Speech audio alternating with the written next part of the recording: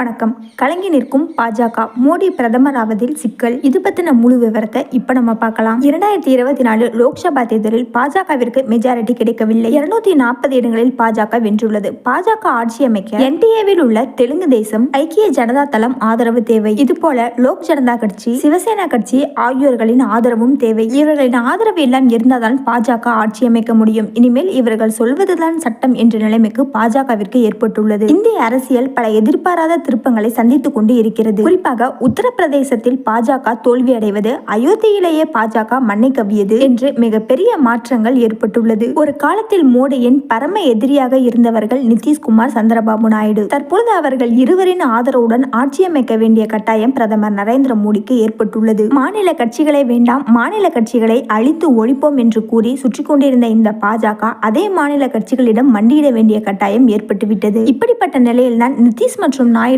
பாஜகவிடம் சில கோரிக்கைகளை வைத்துள்ளாராம். அதில் உள்துறை மற்றும் பாதுகாப்புத்துறை நாயுடு கேட்டுள்ளார். அதோடு துணை பிரதமர் பதவி வேண்டும், மேலும் ரயில்வே அல்லது சாலை போக்குவரத்து துறையில் ஒன்று வேண்டும் என்று கேட்க எல்ஜேபி பாஸ்வான் ஆலோசனை செய்துள்ளாராம். இது போக நிதிஷ்குமாரின் ஐக்கிய ஜனதா தளம் துணை பிரதமர் நிதித்துறையை வேண்டும் என்று கேட்க முடிவு செய்துள்ளதாம். பாஜகவிற்கு தனி மெஜாரிட்டி கிடைக்காத நிலையில் பாஜக பெரிய துறைகளை நிதிஷ்குமார் மற்றும் சந்திரபாபு நாயுடுவிற்கு கொடுக்க மறுத்து வருகிறதா. பெரிய துறைகளை நாங்களே வைத்துக் கொள்வோம், அதை உங்களுக்கு கொடுத்தால் ஆட்சியை சுமூகமாக செய்ய முடியாது, திட்டங்களை நிறைவேற்ற முடியாது என்று பாஜக பிடிவாதம் பிடிப்பதால் மோதல் ஏற்பட்டுள்ளதாம். இந்த நிலையில் ஆந்திர பிரதேச முதல்வர் சந்திரபாபு நாயுடுவை முதல்வர் ஸ்டாலின் நேற்று விமான நிலையத்தில் சந்தித்தது பிரதமர் மோடிக்கு பெரிய இடியாக விழுந்துள்ளது. சந்திரபாபு நாயுடு மற்றும் முதல்வர் ஸ்டாலினின் இந்த சந்திப்பு பாஜகவினருக்கு பெரும் பயத்தை ஏற்படுத்தியுள்ளது. குறிப்பாக இந்த சந்திப்பு மூலம் பாஜகவினருக்கு சில முக்கிய செய்திகளை முதல்வர் ஸ்டாலின் சொல்லியிருக்கிறார். குறிப்பாக சந்திரபாபு நாயுடுவும் முதல்வர் ஸ்டாலினும் மிக நெருங்கிய நண்பர்கள். இது பாஜகவை கண்டிப்பாக பெரிய அளவில் உறுத்தும். இரண்டாவதாக, நாயுடு மூலமாக இனி மாநில தேவைகளை ஸ்டாலின் காக்க முடியும். முக்கியமாக தமிழ்நாட்டின் தேவைகளை டெல்லியில் பிரஷர் போட இனி நாயுடு போதும். ஏனென்றால் பாஜகவில் இருக்கும் சிலரையே கூட கடந்த வருடம் முதல்வர் ஸ்டாலின் முடிந்த அளவு தமிழ்நாட்டிற்கு சாதகமாக பயன்படுத்த செய்தார். அப்படி இருக்க சந்திரபாபு நாயுடுவையும் ஸ்டாலின் மாநில உரிமைகளை காக்க பயன்படுத்துவார். மேலும்